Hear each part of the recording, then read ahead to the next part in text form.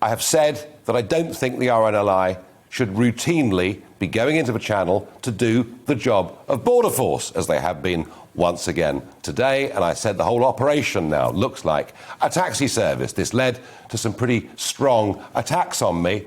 And it was all spin. It was PR spin that, you know, people working on lifeboats were getting abused. Well, that happened at Tower Hill on a Friday night, nothing to do with the migrant crisis. And they also had some fun saying how much money had been raised on the back of my comments. I never attacked the RNLI crews. I know many of them. I've raised money for the organisation. But I know there are some real tensions going on in those communities and many in those crews who can't afford to go on. But I'm afraid I had a lot of attacks on this and from the RNLI too. So I have written a piece today. It's gone up on the Daily Telegraph online.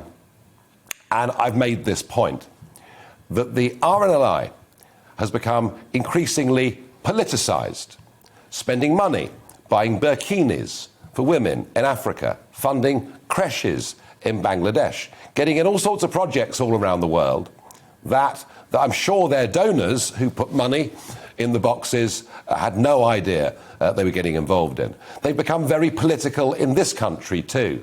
Messages that have gone to RNLI crews on the anniversary of George Floyd's death, the flying of the rainbow flag at some of their stations. Now, you may approve of all of these things, but the point is they are all political gestures from an organisation that has no need to be political at all.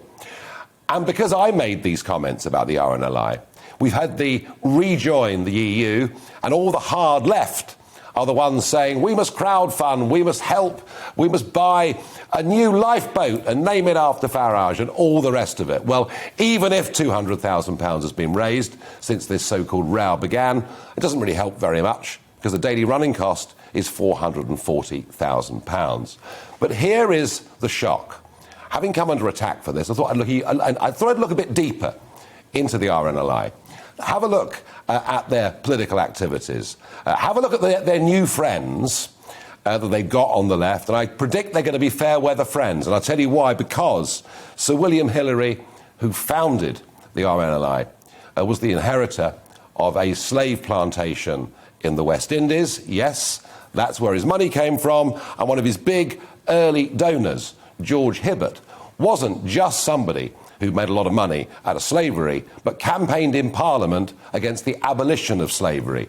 You see, if you get involved in this woke cancel culture stuff, it can come back to bite you. And I think that the moral of the story is people in glass houses shouldn't throw stones. Now, we did invite the RNLI on to have a discussion with me about this, but they declined. But they did say, our charity exists to save lives at sea. Our mission is to save everyone. We remain focused on our core purpose. Well, let's very much hope they do.